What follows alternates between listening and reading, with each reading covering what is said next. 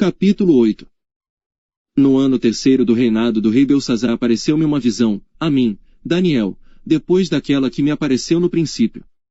E vi na visão, e sucedeu que, quando vi, eu estava na cidadela de Susã, na província de Elão.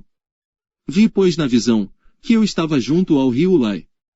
E levantei os meus olhos e vi, e eis que um carneiro estava diante do rio, o qual tinha 2 chifres, e os 2 chifres eram altos, mas um era mais alto do que o outro, e o mais alto subiu por último. Vi que o carneiro dava marradas para o ocidente, e para o norte e para o sul, e nenhum dos animais lhe podia resistir, nem havia quem pudesse livrar-se da sua mão, e ele fazia conforme a sua vontade, e se engrandecia.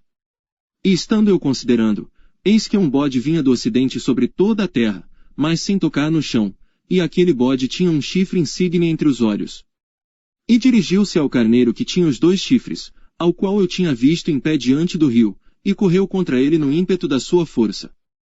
E vi-o chegar perto do carneiro, enfurecido contra ele, e ferindo-o quebrou-lhe os 2 chifres, pois não havia força no carneiro para lhe resistir, e o bode o lançou por terra, e o pisou aos pés, não houve quem pudesse livrar o carneiro da sua mão.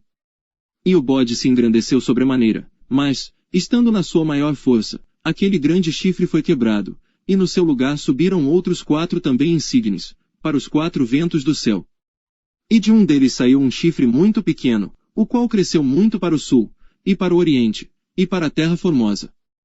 E se engrandeceu até contra o exército do céu, e alguns do exército, e das estrelas, lançou por terra, e os pisou.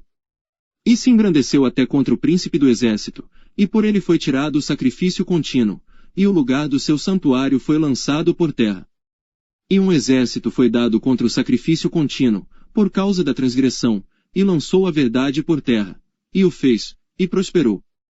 Depois ouviu um santo que falava, e disse outro santo àquele que falava: Até quando durará a visão do sacrifício contínuo, e da transgressão assoladora, para que sejam entregues o santuário e o exército, a fim de serem pisados?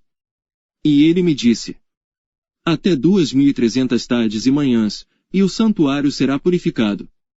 E aconteceu que, havendo eu, Daniel, tido a visão, procurei o significado, e eis que se apresentou diante de mim como que uma semelhança de homem. E ouvi uma voz de homem entre as margens do Ulai, a qual gritou, e disse: Gabriel, dá a entender a este a visão. E veio perto de onde eu estava, e vindo ele, me amedrontei, e caí sobre o meu rosto, mas ele me disse: Entende, filho do homem, porque esta visão acontecerá no fim do tempo. E estando ele falando comigo, caí adormecido com o rosto em terra. Ele, porém, me tocou, e me fez estar em pé.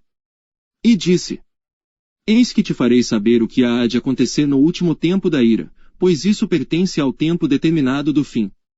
Aquele carneiro que viste com 2 chifres são os reis da Média e da Pérsia. Mas o bode peludo é o rei da Grécia, e o grande chifre que tinha entre os olhos é o primeiro rei. O ter sido quebrado, levantando-se 4 em lugar dele, significa que 4 reinos se levantarão da mesma nação, mas não com a força dele. Mas no fim do seu reinado, quando acabarem os prevaricadores, se levantará um rei, feroz de semblante, e será entendido em adivinhações. E se fortalecerá o seu poder, mas não pela sua própria força, e destruirá maravilhosamente, e prosperará, e fará o que lhe aprouver, e destruirá os poderosos e o povo santo.